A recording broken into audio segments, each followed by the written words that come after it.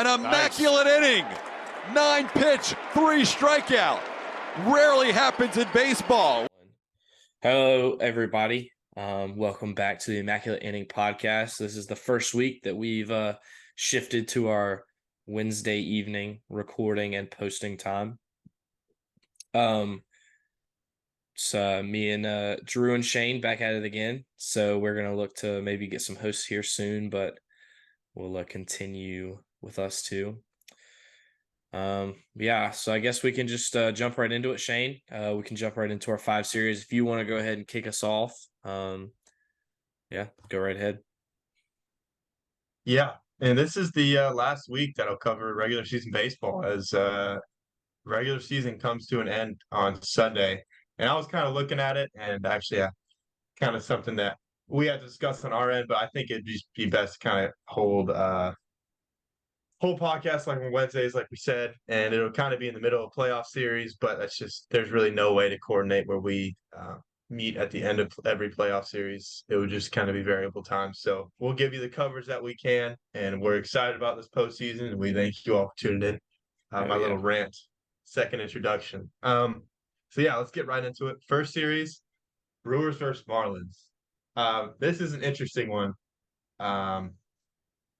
Kind of an unexpected, I guess, a little bit of an unexpected outcome. The Marlins took 2 out of 3 from the Brewers, who did end up clinching the NL Central with a couple of Cubs losses. So they actually didn't do much on their end, but the Cubs did clinch the division. And so couple of notes. First on the Marlins side, Edward Cabrera had a great start. 5 innings pitched, 5 hits, 1 earned run, 5 Ks, and only 2 walks from him, which is really the biggest thing for him. Hard thrower like that, to limit the walks makes a huge difference. And then Corbin Burns, and I mean, it's kind of hard to say this, but I think he's been underrated this year. I think he's posting around a 3.5 ERA, and I can check up exactly on the numbers for that. But since he's not at the top of the Cy Young conversation, we haven't really talked about him at all, and I don't think that's fair. He's posting a 3.46 ERA right now, and about to reach 200 strikeouts. He's at 196 through 182.2 or 189.2 innings. So posted another good start, 5 innings pitched, 2 hits, 2 walks, and 6 Ks. So good start from a really reliable guy and a Brewers rotation in general that could give anybody the playoffs fits with Burns, Woodruff, and Peralta, which will be going to the wild card series. And then even with Wade Miley and Andrew, I think it's Adrian Hauser as a 4 and 5, like much better than a lot of the rotations we're going to see in the playoffs. So I think Brewers potentially sleeper pick. We can talk about that more later. And on the other side of things, the Marlins rotation is super depleted. Yuri Perez and Sandy Alcantara are on the 15-day IL, have been confirmed out for the regular season and likely the postseason if the Marlins do make a successful push postseason. They do currently sit 1 game behind the Chicago Cubs, so they still got a little bit of work to do. So they've been rolling with Luzardo, Edward Cabrera, and Braxton Garrett as their only 3 starters, and then they've been rolling with bullpen games other than that, and using kind of Johnny Cueto out of the bullpen as a long opener, or basically see how long he could ride, because they did sign him in a midseason kind of fill position, kind of fill that starting role. And then from the hitting side of things, Yelich, Santana, which shout out Carlos Santana, did hit his 300th home run. We talked about it, actually. We did. Hit his 300th home run this past week. But him, Yelich, and Contreras have all hit above 350 the past week, really leading that offense. And the Marlins offense has had a good week. Josh Bell, John Birdie, their best offensive performance last week. Jorge Soler and Brian De La Cruz have all batted over 400 this past week. And Josh Bell has had himself a good week with 2 home runs to accompany that high average. And John Birdie hit 3 home runs this past week. So an interesting week from the offensive side of the ball for the Marlins. And so really just want to ask you, Drew, just real quick. First of all, do you think the Marlins do complete this push and get in? Second of all, do you think they're even a threat with their two top pitchers? Debatably, Yuri Perez may not be behind Luzardo Cabrera. Do you think they even pose a threat to, I guess it would be the Brewers? No, I mean, no. I mean, it's just like you said, they're missing their two best starters. Sandy Alcantara, who is only on the 15 day IL with some UCL stuff, but there's a potential that that could maybe be backdated even further if that turns out to be worse than they thought, and could maybe give a little bit of an explanation to his kind of slow start and not great season. And then, Yuri Perez, like they kept him on a limited workload to prevent him from getting injured. And he now finds himself on the injured list. I just think that, they traded Pablo Lopez in the offseason for Luis Ariz for some more offense, and they have run out of pitching almost, and they also don't have enough offense. Like I don't think that they have enough offense to finish this push. When you look at a team like the Brewers that doesn't have a lot of offense, you look at their rotation and it's killer. I mean, I agree with what you said about Corbin Burns. Like, I think his slow start, people kind of was like, oh, Corbin Burns, oh, what a shame. He's going to be bad this year. But he's really settled in. The second half of the season has looked great, and their rotation is just is crazy good. Their bullpen isn't quite as deep as it used to be, but Devin Williams has been locked down as their closer this year. The airbender with those nasty, nasty changeups. So, I don't think that the Marlins will get in, and I think if they do, there's just not enough there. There's very limited offense. It's an offense that when it does score runs, it's the long ball pretty much. It's spot RBIs here and there. Like there's a lot of holes in the lineups, lots of strikeouts. Like Jazz Chisholm has not been healthy really this year. He still has yet to play a full season.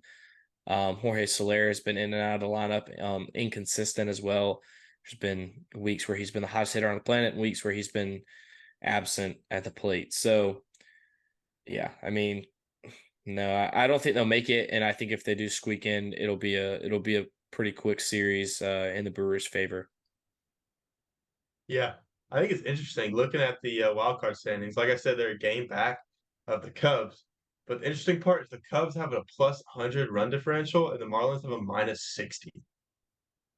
And it's a game. I mean, I guess that's the beauty of baseball, right? But it's just nuts. Like the Cubs have the highest run differential in the wild card race of in the NL, and the Marlins are among the lowest, kind of actually in the wild card race. So maybe a team that's just fared well in the games they need to fare well in. But I agree. I don't think they're going to complete this push. Although I would like to see them. I kind of like the bottom feeder mentality that they developed a couple years ago. Um, but I don't think they're going to complete that push. So we will see. And moving on to our next series, Toronto versus Tampa Bay, one with some pretty big implications. And the Blue Jays did what they needed to do. They took 2 out of 3 from the Rays. And they'll go see him again last series of the year. So these are kind of the teams that, with the way the division schedule lined up, will have to play each other a lot. Right now, Tampa Bay has won 5 out of 9 in the season series. They do hold the lead. And we'll see if they do hold out and finish off the series win for the year. Chris Bassett, Toronto Blue Jays, had a great start. 6 2/3 innings, 6 hits, 2 earned runs, 8 Ks. And in the last month, he's had a 2.57 ERA. And then some things I thought were kind of interesting. His home ERA is 3.08 this year, and his road ERA is 4.5. Hmm. So huge difference. The Blue Jays will be playing on the road, likely the Rays, looking like what's going to be. And so surprisingly, even though that road ERA is high, I went as far to look up what his ERA at Tropicana has been. Uh, he posted 2.77 ERA at Tropicana in 2 starts and 13 innings pitched this year. So he's been really good at Tropicana. Kind of an interesting thing. And this is another rotation, kind of like the Brewers. I see some similarities here that's just like sneaky good, especially when these guys are firing on all cylinders. And you got to see Gosman, Bassett, Jose Barrios, Kikuchi, and Ryu, which is a solid uh, five-man rotation with some depth. That each of those, I mean, three of those starters, debatably four, have been Cy Young contenders at different times. So um, Gosman, a little bit touching on him, 2.86 ERA in the past month. I tried to look up his stats at Tropicana too. He has not pitched at Tropicana this year, which is a little surprising. Probably seen the Rays at home. And then for the Rays standpoint, not great pitching performance. His last now struggled a little bit too. Still struggling a little bit. Taj Bradley still struggling a little bit, but their offense is really picking up the load. Uh, Three hitters within 1,000 or 1.0 OPS or higher the past week. That being Margot, uh, Josh Lau, and Yanni Diaz. And Brandon Lau out for the year with a broken hand. Um, that's a huge loss for them, but the other Lau was picking up the slack. So I don't really think there's much to talk about. I think really just quickly, I do think um, the Blue Jays do hold on to the second wild card spot. Is that what you see happening, Drew? Can you say that again? You're cutting in and out, Shane. I said, do you see the Blue Jays hold on to the second wild card spot?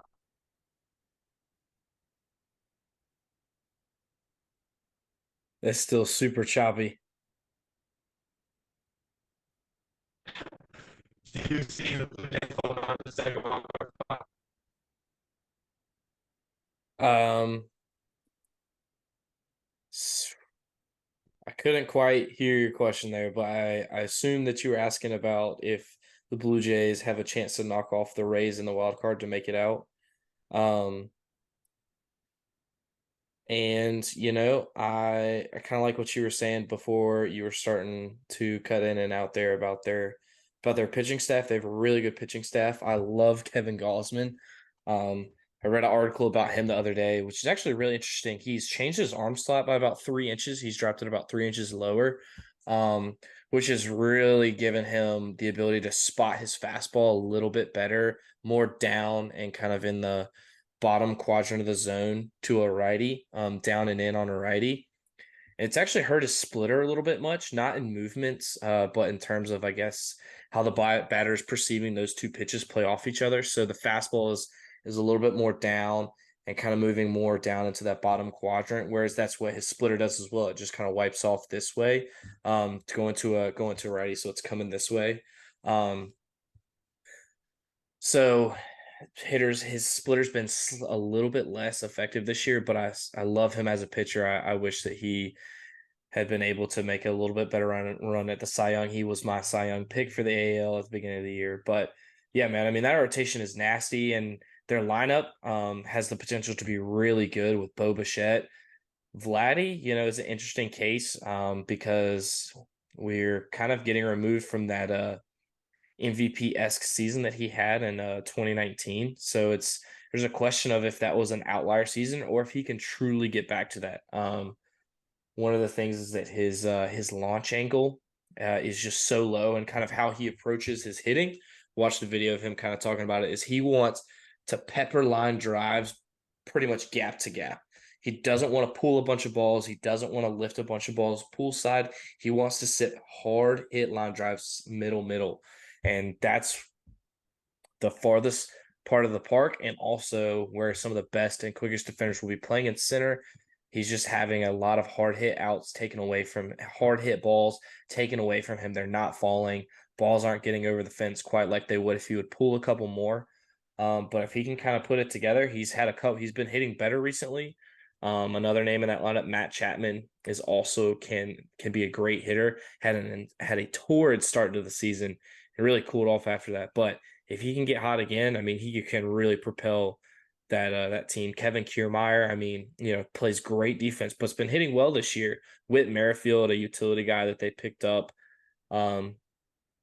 is also a great hitter, also Carolina guy, College World Series winner. So yeah, I mean, the way the Rays look right now with their rotation, like I would be tempted to pick Toronto just because they're the more healthy team and they've got a better rotation right now. I mean, uh, I believe you said that Brandon Lau is out for the year with an injury. They're also going to be missing um, Wander Franco, obviously, but they did, however, just call up um, their top prospect.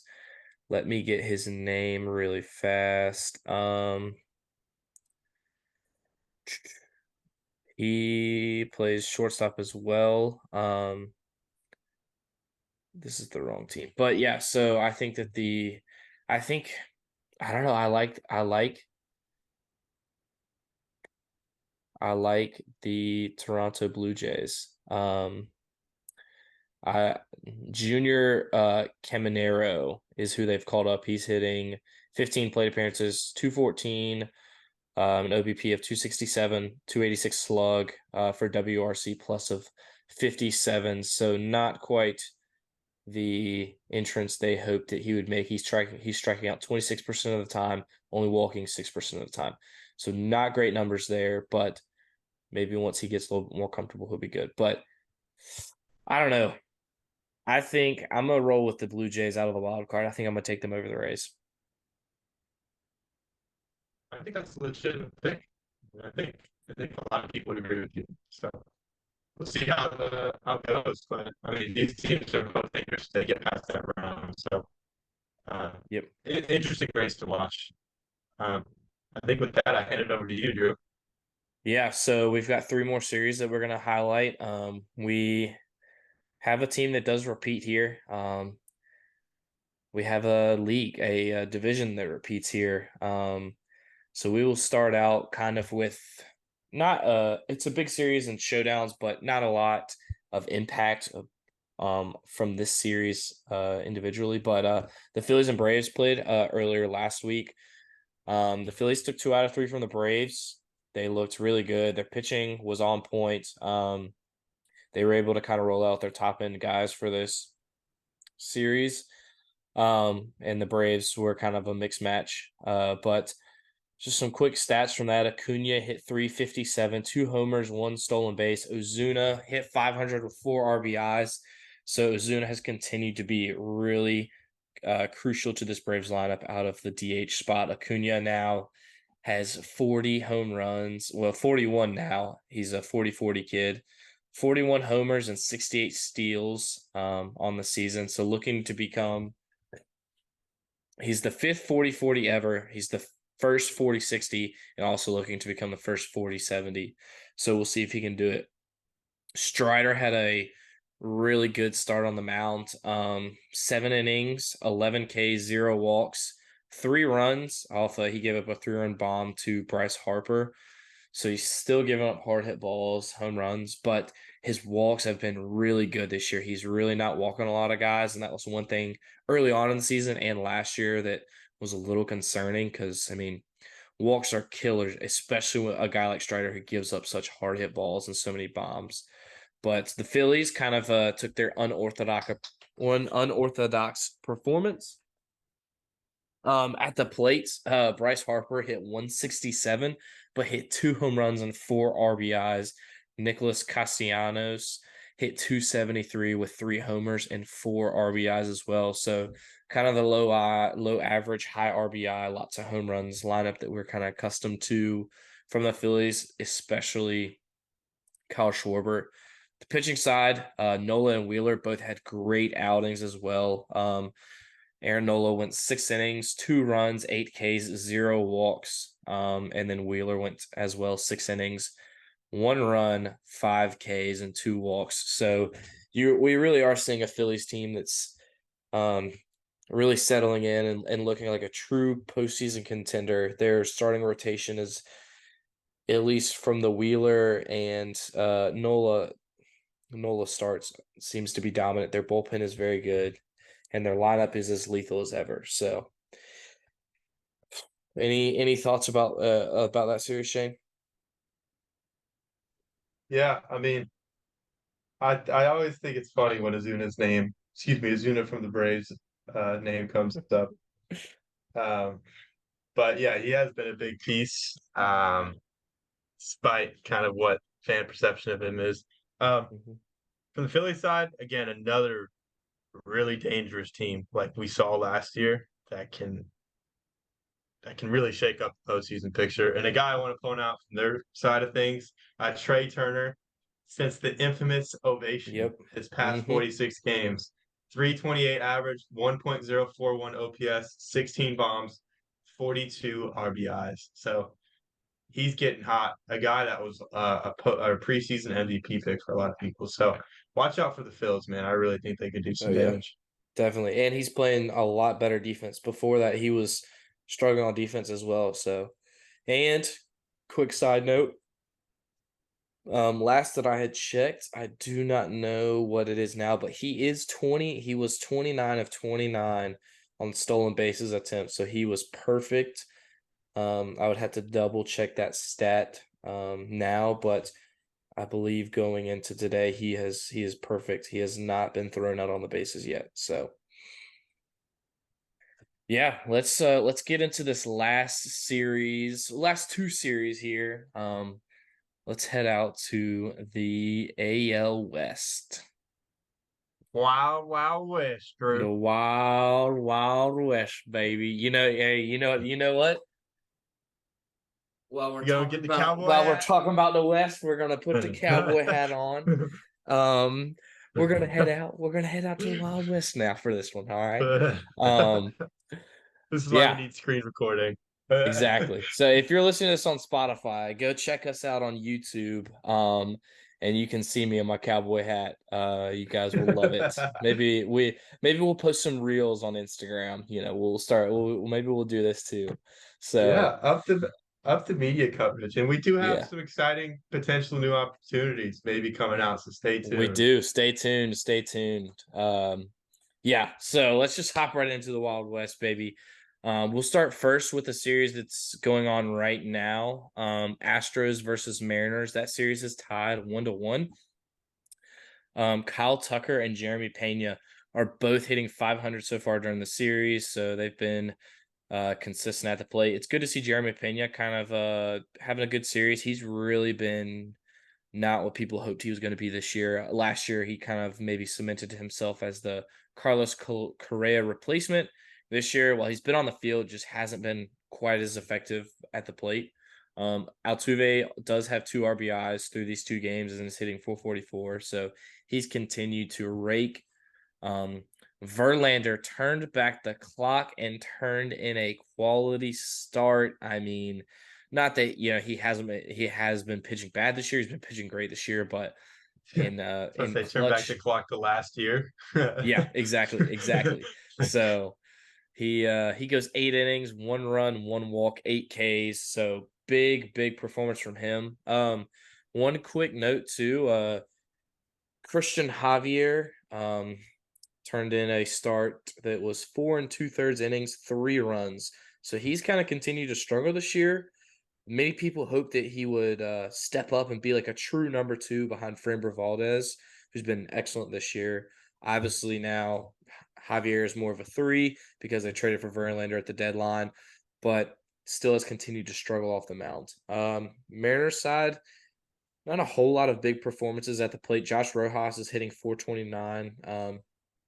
With 2 runs scored, and then Julio Rodriguez has 2 RBIs so far. George Kirby last night went 6 innings, 0 runs, 1 walk, 4 Ks. So a great start for him. And Castillo really kind of put the nail in the coffin for his Cy Young case. Really kind of this was the final straw.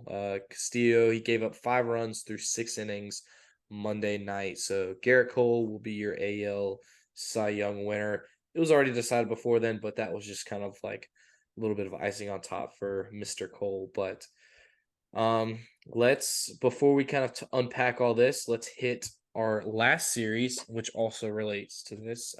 The Rangers and Mariners faced off over the weekend. Rangers swept the series, came up big time. Suarez for the Mariners hit 308 with three RBIs. JP Crawford had a home run and hit 357 over that series. Logan Gilbert, not a lot of great performances for the Mariners. Their pitching has really been scuffling as of late, but Gilbert turned in a 5 2/3 inning with 2 runs, 4 walks, and 2 Ks. So the fact that he was able to get out of there with only 2 runs given up and the 4 walks is a positive, not a bad outing, but I mean, 4 walks is really not great, especially in those few innings, 5 2/3. Corey Seager for the Rangers has continued to push and push for the AL MVP. He won't get it because of Shohei Ohtani, but he would be the unanimous AL MVP in my opinion if there was no Shohei. Hit 400 with 2 home runs and 3 RBIs, and Adolis Garcia coming back. Well, he was already back, but is seemingly getting comfortable. Hit 300 in the series and with 1 home run. Jordan Montgomery righted his own ship. 7 innings, 0 runs, 6 Ks, and 2 walks. So he looked a lot better in that start. So yeah, let's unpack the madness that is the AL West right now, Shane. Let's get your initial thoughts here first, and then we'll kind of move on from there. I think my initial thought is how awesome it would be to see an Astros-less playoffs. We didn't even talk about it last week, the possibility of the Rangers taking over this division, and the winning it, but that's kind of the likely outcome right now with the Mariners and the Astros not playing great ball right now. So I think it would be cool. I mean, obviously stir up the baseball community a little bit, not to see the Astros in, uh, especially with the big move they made for Verlander. But I think it would be cool see some different teams in there. Not particularly a big fan of the Astros for obvious reasons that everybody in the world can figure out. But yeah, I mean this. I think the Rangers. I mean, they finished off the series against the Angels, like you said today. Win that one. Win two against the Mariners, and they're the division winners of the Wild Wild West. And it really to be honest, really for the Astros list playoffs to actually happen, it actually has to be the Astros just choking it away. Unless the Mariners do end up, sweeping the Rangers or something in the way it could sway where the Mariners take us out the division or the Astros do. But anyway, very interesting. Huge implications considering that the winner of this division gets the 2 seed. Uh, Pitchers longer rest. Um, just just less games to play to get to a higher spot. So huge for them, especially with the Rangers who don't have the best pitching rotation. Rely heavily on their offense, could really make a difference. So yeah, the one question I do have for this, Drew, is with the Mariners and Astros, whoever in this situation gets that 6th spot, not playing well. I almost think, and it's tough for me to say this, I almost think the Twins are the favorite at home in a wild card series.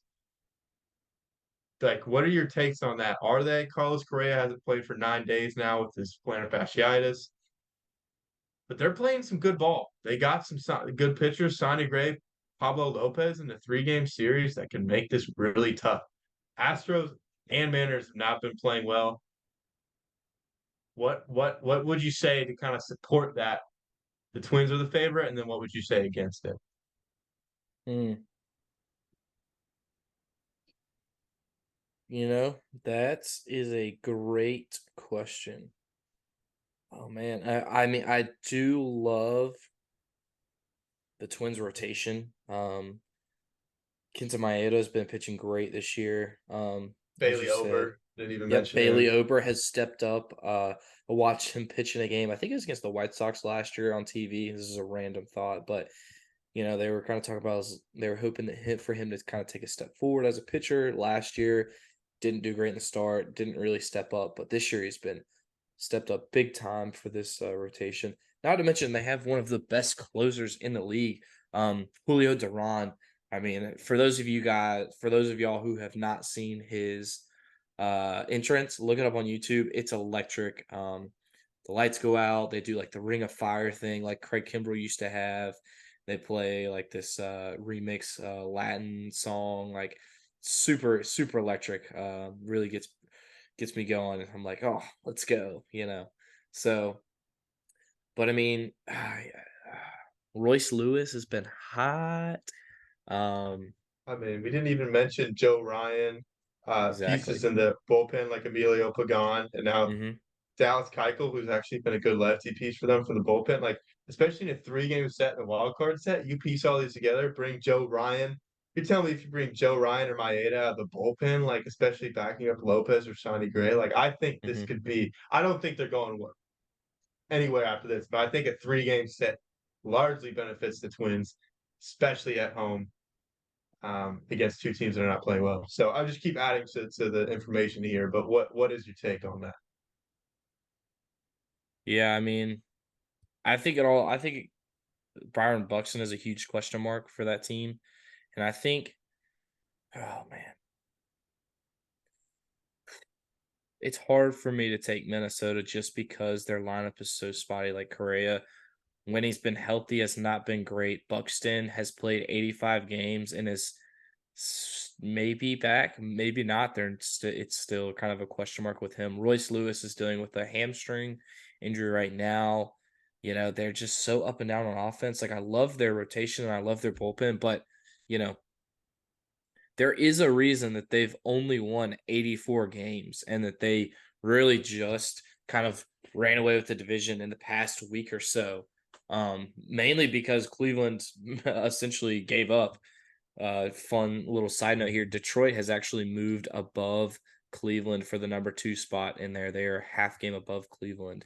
So, it. I don't think I can take Minnesota in a wild card series. I love their rotation, but I just think while the Mariners' offense is not great and is inconsistent, I like some of their star players a little bit better. Like Ty France is really good. Julio Rodriguez obviously is a blooming superstar. Jared Kelenic, the toe injury kind of messed him up a little bit this year, but he's been great before that. So I think, and I like the rotation a little bit more. I think too. Maybe not. Maybe Yeah, I think that I would be inclined to take Seattle's rotation, just because they have a true. I don't know. Yeah, but so I like. I would take, and then obviously the Astros speak for themselves. Like a healthy Astros team with their rotation, Christian Javier, if he is kind of pitching to at least somewhat of his potential. Framber Valdez, you got Verlander. Those are your three there. You look at that lineup. I mean, it's probably the second or third best lineup in the league. I would take one of those two teams over the Minnesota. I know those two teams have been scuffling, but I think I'd just be more inclined to take Houston or the Mariners. So Yeah, it could shake things up a little bit. I think this new wild card format with the three games really does benefit some teams. oh It yeah. just gives teams a shot, and I think this really is the story Hmm. for the Twins. Like it gives them a shot to win this first series. Brewers kind of the same thing. Like it just gives teams shots to actually make a little bit of a run. So Yeah. yeah, I guess we can get back more on the topic of the implications of those two Wild West series as you're still wearing that cowboy hat. Oh But yeah. yeah, again, big series again. The Mariners Rangers is really going to define all three teams and their fate going to the playoffs. And it really only seems like two of these three teams that are fighting and battling, unless something goes awry, the Blue Hmm. Jays are going to make it in. Um, Yeah. yeah. So Let me before we move on, let me ask you one question, Shane. Out of these three teams, what team do you have the most confidence in making a run in the postseason? The Astros, the Rangers, or the Mariners? this AL conversation is so hard for me because, like, do I picture the Rangers or even like an Orioles in the World Series? And you might say, oh, those teams are really good. Like, do I think the Orioles are really good? Yes. Do I think the Rangers are really good? Yes. But like, I just, for some part of me, just cannot say or picture either of those teams in the World Series. Although I'd love to see, particularly the Orioles in the World Series, but I just like part of me just cannot see those, and so it's so hard to go away from the ancestors of the Astros, just because they've been there, done that. I just don't think this is their year, and so I'm gonna stand by that. Um, I think, mm, wow, It's a tough question. Am I allowed to say Orioles? Like, can I say the Orioles? Like, I know they're not in the question, but I I mean, really you do don't have think. to say if either one of these teams will make the World Series or win the AL, but like which team is poised to make a run and cause some problems in the playoffs, I guess. So I mean, obviously, like I if I had to answer, like I would probably take the Orioles to win the AL and make the World Series. But I kind of agree with you here. I think the team out of these three that'll make a run. I don't think either of these three teams will make the World Series. I think it's the Orioles. I think the Orioles will make it. But I would be inclined to take the Astros just because of their rotation, and their lineup is just killer, to kind of make a run and maybe make things interesting. So that would be my answer is probably Astros, but I would not take the Astros to make the World Series. I'd take the Orioles, but I think the Astros will make things interesting if they make it. I mean, I break this down from like a kind of a flawed standpoint. Like, Rangers don't have a great rotation. I mean, it's a different Or a story. great Scherzer bullpen. and DeGrom are pitching. Yeah, not great pitching. Montgomery's been putting up some great starts, so he can get you a win. Um, and then Dunning and Gray again kind of been variable depending on the start. If Scherzer and DeGrom are in the rotation, I mean, I'd take them easily over the Oh, Orioles. absolutely. I mean, you're looking Um, at a top four of Evaldi, DeGrom, Scherzer, Evaldi, I left him out. Yeah, and then Montgomery. So that's a elite top four. But yeah, obviously Scherzer and DeGrom are out. yeah. I think I got to say Astros too because I just don't think the Mariners have the offensive firepower to continue something, and the Astros, when fully healthy, do. So I got to say the Astros. I almost think the way the Astros are playing now, the Blue Jays set up for more, and even the Rays. Like I know their pitching hasn't been great, but the Blue Jays and Rays set up for more of a postseason push than any three of these teams. Um, but I guess if the Rangers win the division, they're in a better spot. Um, but yeah, you can't go away from the Astros. So I guess I have to say the Astros. The AL is such an interesting uh just race for me.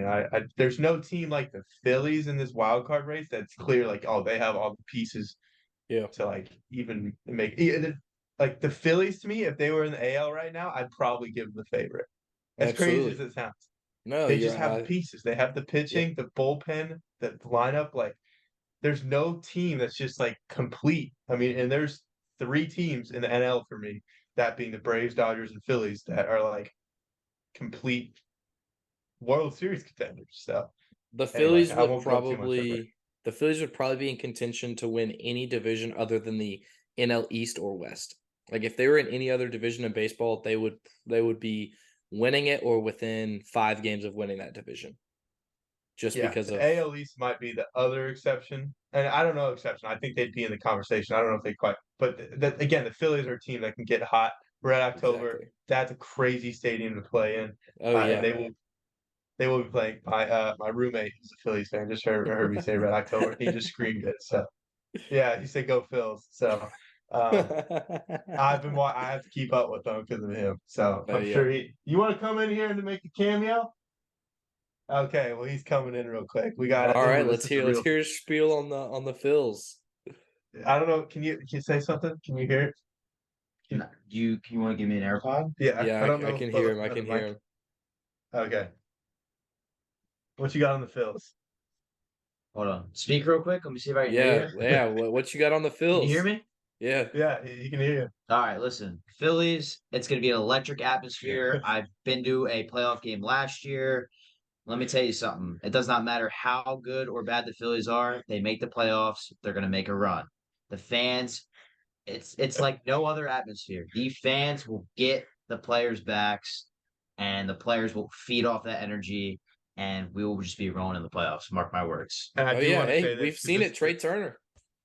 yeah, he said we've. Oh, you can hear him. So yeah, he's a big Braves fan. You said something, a bold statement about the Phillies Braves potential matchup. What did you say about that? Hey, listen, unfortunately for you, not for me, I was there last year when the Phils knocked out the Braves in the playoffs. I was in that building. But honestly, as a Phillies fan, again, Braves are the best team in baseball. It does not matter. Whoever's hot at the right time in the playoffs, as you've seen with the Phillies last year, whoever's going to get hot is gonna win the series. And Absolutely. I think it's going to be a hell. I'm sorry, a heck of a matchup if the Phillies win their first wild card series to play the Braves in the Oh yeah. NLDS. I will say, out of all the teams in the NL, the team that I fear the most is absolutely the Phillies. I mean, shoot, I mean, just top to bottom, they've got a great team. The lineup, the rotation, the bullpen, it's all there to make a run. So, I mean, shoot, they did it last year. So, yeah, man. Absolutely. Yeah. And then I would say too that the team that I'm the most afraid of as a Phillies fan would be the Braves. So I think that matchup could be honestly a great World Series matchup. Oh, Unfortunately, that absolutely. could never happen. Yeah. But Yeah. I am excited for it, and I will see you in the NLDS. And I'll leave it at that. Absolutely. Go Phils, Red October. Appreciate the cameo. No problem. Go follow him at what's your Insta? Charlie Evans _8, I think it is. All right. Go follow him on Instagram. Oh man. Oh man. Go Red October, baby. How about that? This is shaping up to be an exciting postseason. All right. So Yeah, it was only a matter of time. it was only a matter of time. Sorry, can you hear me still? Yeah, I can hear you. Okay, sorry, the connections, but yeah, it was only a matter of time before we get him on here and talk about Red October. Like I said, go follow him at Charlie Evans _8. Hopefully we'll have him back on the podcast sometime soon. But yeah, Phillies team to watch out for. So yeah, Drew, get us into this topic that gonna get some people fired up. We're about to talk about right now. Get some people fired up. It got me fired up. You know him, you love him. Some of you hate him. You know, great, energetic, high personality person, media person, sports broadcasting person, Stephen A. Smith. Stephen A. Smith decided that it's been a whole year since he's discussed baseball, since he's talked about baseball, since he's talked about Shohei Ohtani. So he decided that it was time. It was time to get on First Take, his show, and talk some baseball. And while he was not completely wrong, he said some things that, you know, were wrong. And then he doubled down on his radio show and just completely called out the baseball community. So I will play this real fast for you guys. This was Fuzzy at Fuzzy from YT on Twitter. He's a pretty famous baseball YouTuber. Plays the show all over Twitter, all over this big baseball guy. Called into Stephen A. Smith's radio show last week and had some questions for him. This is what Stephen A. Smith had to say. Let's I will play the video real fast. Oh, hold up. Oh, sorry. All right, here we go. Tell the baseball community to shut the hell up. Let me Why tell you would what. we do that? Why would we do that? I have. Whoa, be quiet. So as you can hear there, Stephen A. Smith is quite animated about this. A little, I guess maybe a little frustrated that Fuzzy came in, was kind of coming at Stephen A. So essentially what happened was, I'll break this down and then we'll kind of talk about it. Stephen A. Smith got on First Take. They were talking about Shohei Ohtani and his impending free agency. Stephen A. said that Shohei Ohtani did not deserve $500 million contract for the following reasons. The first reason, absolutely correct.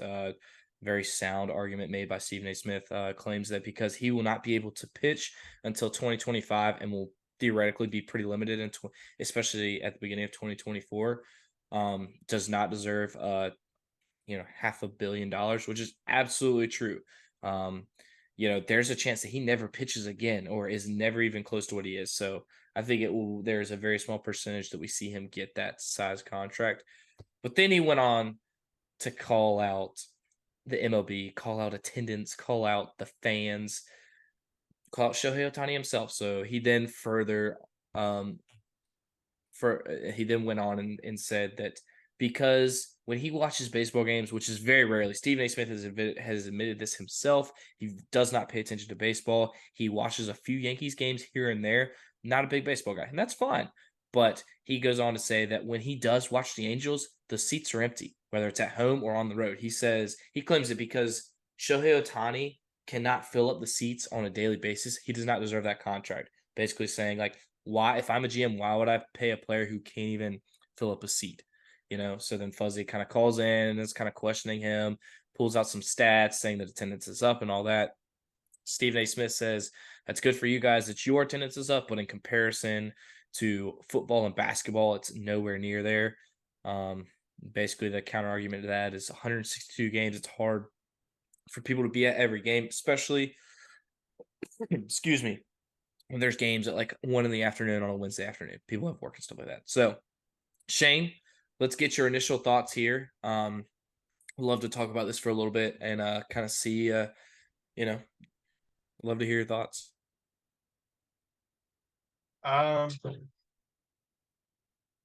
Yeah, interesting takes. First of all, Stephen A. Smith, I do want to point out his absolutely horrendous first pitch. It was paired side by side with Bruce Dart Gratterall's mom's first pitch, which was she absolute embarrassed him. strike. Oh yeah, shout out to Miss Gratterall. Great first pitch. His was terrible. One hopped into it like he's playing cricket. But something I do want to point out, I'm not going to make the comparison to football. It's really tough because it's a lot less games. And in the playoff format, it's one game. I will say that the Super Bowl last year had over 112 million viewers. So that is not really one that I want to compare. Basketball, I think, is one worth comparing. The average viewership for one NBA Finals game last year was about 11.5 million, as opposed to the baseball, which was about 11.5 to 12 million as well. So on the biggest stage, I'm not sure where his stats are coming from. I probably would say that on average, an NBA game does get more viewers. I wouldn't even say television viewers, because television numbers in baseball are going up great right now. The an increase in offense, the new rule changes have been really successful. I'm a little worried about this is a kind of topic for another way too extensive to talk about this now, but I'll just mention it. They are thinking about kind of changing some of the rule changes back or more advantageous to somewhat of the players even wants. I'm a little worried about that, what's going to be due for television, because I did think that almost all of the rule changes were a big success, and we can see that here. But on the biggest stage, about the same amount of viewers, and basketball is trending down and baseball is trending up. So I think it's more something I found interesting, Drew, is that and I can like get the exact numbers on this. The MLB compared to the NBA Instagram account. MLB has 10.3 million followers as opposed to the NBA, who has 83.4 million followers. And I'm wondering why this discrepancy is so big.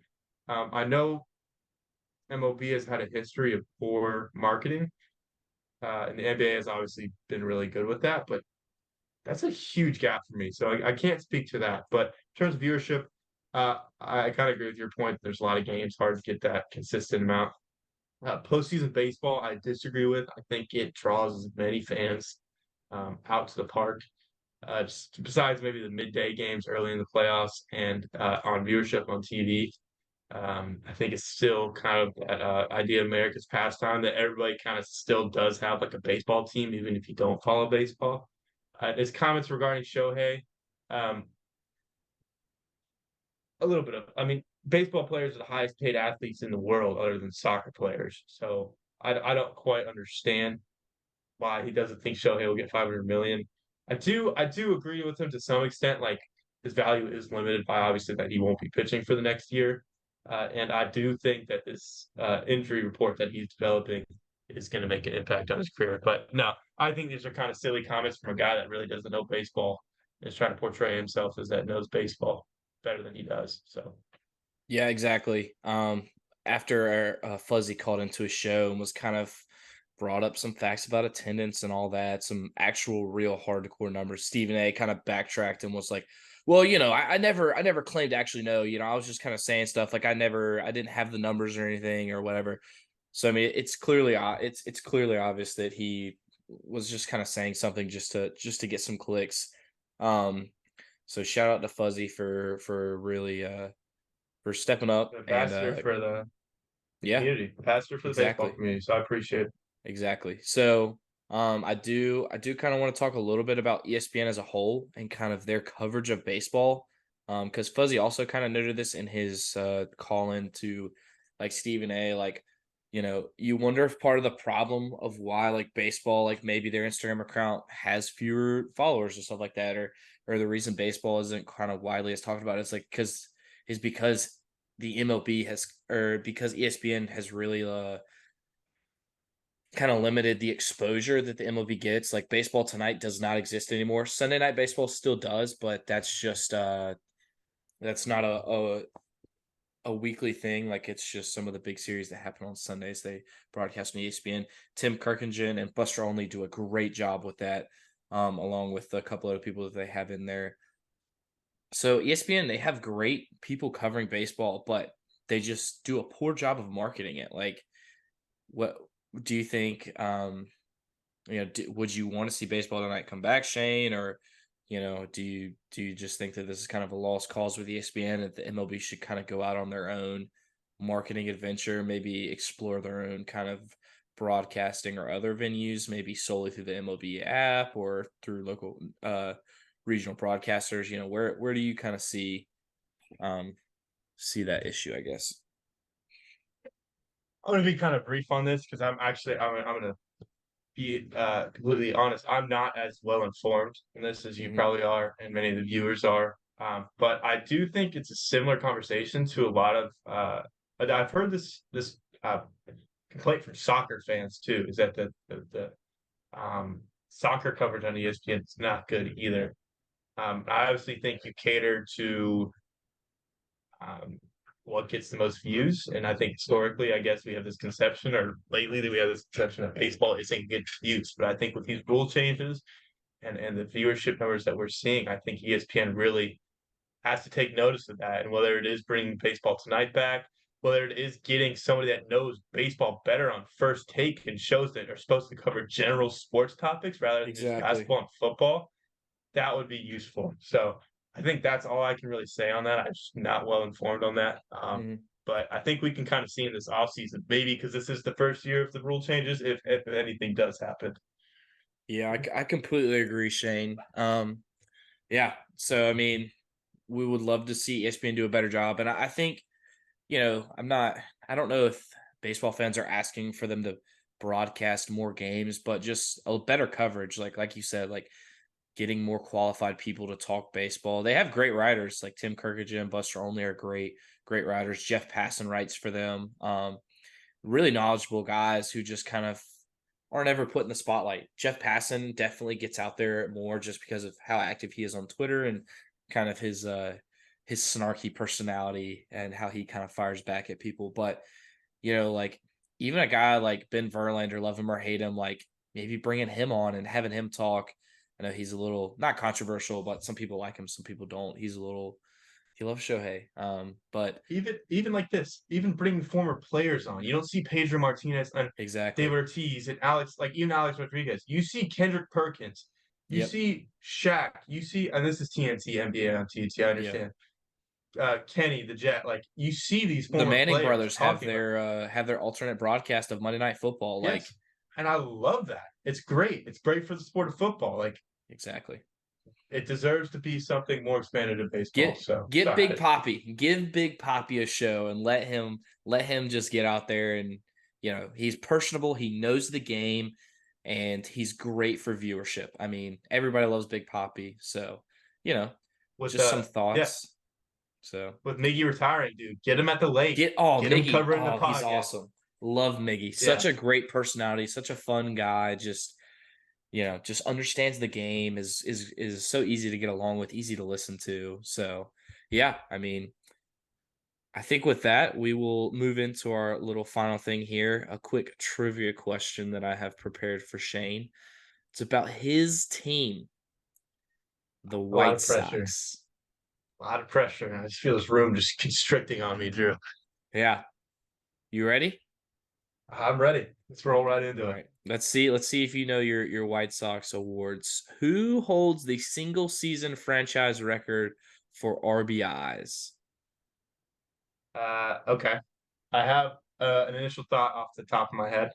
Okay. Uh, Is it? I got a couple. I'm gonna go with a couple guys. Frank Thomas. Frank Thomas is not the single season franchise record holder. Ooh, okay. Paul Konerko would be my next guess. No. Ooh, dang. Okay, can you give me an era or I guess In a decade? Yeah, let me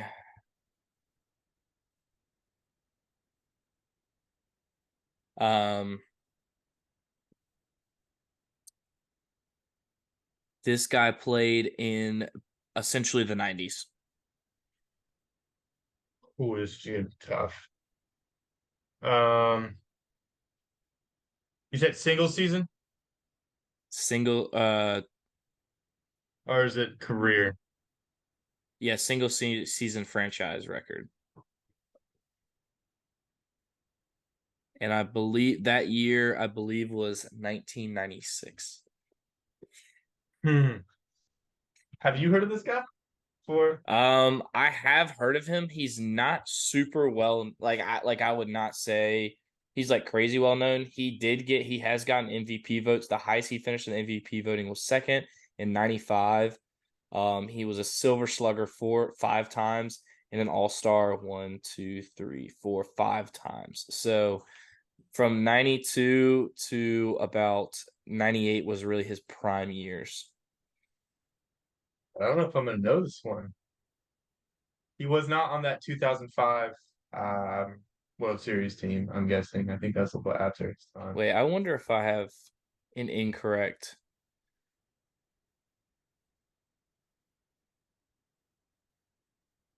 No, this is, yeah. So, no, actually, I was wrong. The year that he set the record would have been 98. He played for So 3 teams. Was he on that 2005 World Series team? No, it appears he retired in 2000. And he was in Wow. Baltimore. He was only with the White Sox for 2 seasons.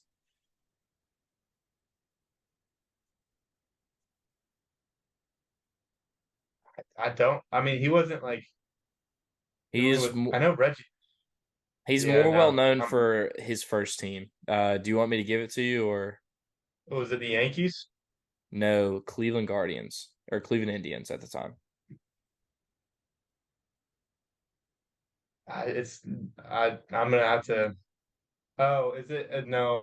Yeah. Okay. Give it to me, Drew. This is gonna piss me off, but Albert Bell. okay. I've heard of him, but I wouldn't have gotten that. That's a tough one.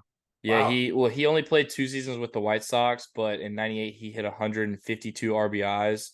But yeah, so I've heard the name. A little disappointing, but I think it's about time to wrap it up. And before you do our outro, Drew, I will tell fans the postseason schedule to pay attention to.